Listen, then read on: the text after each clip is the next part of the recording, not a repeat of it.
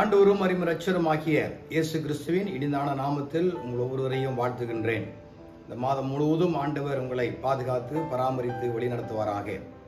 118வது சங்கீதம் 6வது வசனம். கர்த்தர் என் பட்சத்தில் இருக்கிறார், நான் பயப்படேன், மனுஷன் என்ன செய்வான்? ஆண்டவருடைய வார்த்தை நம்முடைய வாழ்க்கையிலே ஒவ்வொரு நாளும் கிரியை செய்யக்கூடியதாக இருக்கிறது. தாவீதினுடைய மிகப்பெரிய ஒரு அனுபவம், கர்த்தர் என் பட்சத்தில் இருக்கிறார். அன்பானவர்களே, இந்த உலகத்தில் யார் நம் பட்சத்தில் இருந்தாலும் இல்லாவிட்டாலும் 24 மணி நேரமும் நம்மோடு கூட இருக்கிற சர்வ வல்லமையுள்ள தேவன் சொல்லுகின்றார், கர்த்தர் என் பட்சத்தில் இருக்கிறார் என்று தாவீது சொன்னதை போல நாமும் நம்முடைய வாழ்க்கையில விதமான ஒரு அனுபவத்தை பெற்ற மக்களாக இருக்கிறோம். நாம் எண்ணிக்கொள்ள வேண்டும், கர்த்தர் என் பட்சத்தில் இருக்கிறார், என்னோடு கூட இருக்கிறார் என்று நம்ம விசுவாசிக்க வேண்டும். எப்பேற்பட்ட ஒரு சூழ்நிலை வந்தாலும் அந்த சூழ்நிலையில அவர் கடந்து போறவர் கிடையாது. இக்கட்டான ஒரு சூழ்நிலையிலே, நெருக்கமான ஒரு சூழ்நிலையிலே, கைவிடப்பட்ட ஒரு சூழ்நிலையிலே, கதறுகிற ஒரு நேரத்திலே அவர் நம்மை விட்டு விலகுகிற ஒரு ஆண்டவர் கிடையாது. அந்த நேரத்தில் தான் நம்மை தேடி வந்து நம்மோடு கூட இருந்து நம்மை வழிநடத்தக்கூடிய ஒரு சர்வ வல்லமையுள்ள ஒரு ஆண்டவராக இருக்கின்றார். ஆகவே முதலாவதாக கர்த்தர் நம் பட்சத்தில் இருக்கிறார் என்பதை நாம் விசுவாசிக்க வேண்டும்.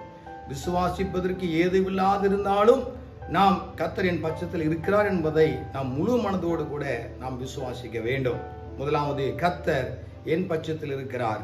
இரண்டாவதாக, நான் பயப்படேன். இந்த உலகத்தில் பயப்படக்கூடிய சூழ்நிலைகள் நிறைய வரலாம், ஆனால் நம்ம பயப்பட வேண்டிய அவசியமே கிடையாது. கர்த்தருடைய வார்த்தை அதுதான் நமக்கு சொல்லுகிறது, பயப்படாதே, பயப்படாதே, பயப்படாதே. வானத்தையும் பூமியை உண்டாக்கின சர்வ வல்லமையுள்ள தேவன் உங்களையும் என்னையும் பார்த்து சொல்லுகின்றார், பயப்படாது என்று ஆண்டவர் சொல்லுகின்றார். பயப்பட வேண்டிய அவசியமே கிடையாது. ஏனென்று சொன்னால் கர்த்தர் நம் பட்சத்தில் இருக்கிறதுனாலே நாம் பயப்பட வேண்டிய அவசியமே கிடையாது. இந்த எண்ணம், இந்த ஆவிக்குரிய கண்கள் திறக்கப்பட்டிருக்கும் பொழுது நம்ம எதை குறித்து பயப்பட மாட்டோம். சூழ்நிலைகள் எதுவாக இருக்கலாம், சூழ்நிலையில் காட்டிலும் கர்த்தர் பெரியவராக இருக்கிறபடினாலே நம்ம பயப்படக்கூடாது. பயந்திருக்கக்கூடிய ஒரு நிலை வந்தாலும் நான் பயப்பட மாட்டேன் என்று சொல்லி விசுவாசத்தோடு கூட அறிக்கை செய்ய வேண்டும். முதலாவதாக, கர்த்தர் என் பட்சத்தில் இருக்கிறார். இரண்டாவதாக, நான் பயப்படேன்.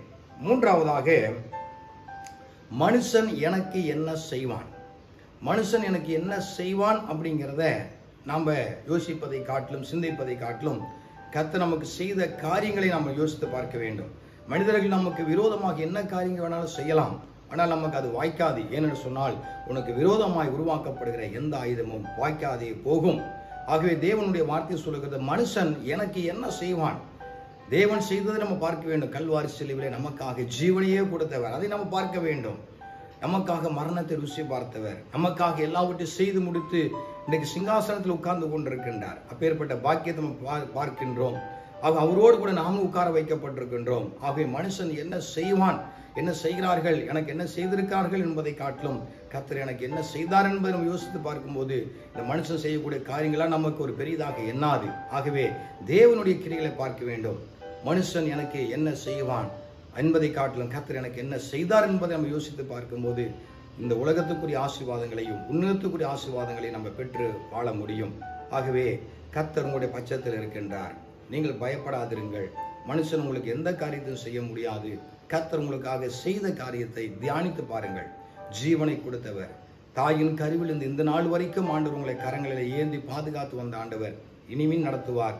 இனிமேலும் மிக சிறப்பாய் கர்த்தர் உங்களை நடத்துவாராக. ஜெபிப்போம். மகா பரிசுத்தமும் கிருபையும் இரக்கம் நிறைந்த தேவனே, இந்த வேளையிலுமே நோக்கி நாங்கள் பார்க்கிறோம். இந்த காணொலியை பார்த்து கொண்டிருக்கிற ஒவ்வொரு சகோதர சகோதரிகள் மீதும் ஆண்டவரே, இந்த வார்த்தை, இந்த வசனங்கள் கிரியை செய்வதாக. கர்த்தர் என் பட்சத்தில் இருக்கிறார் என்று அறிக்கை செய்யட்டும்.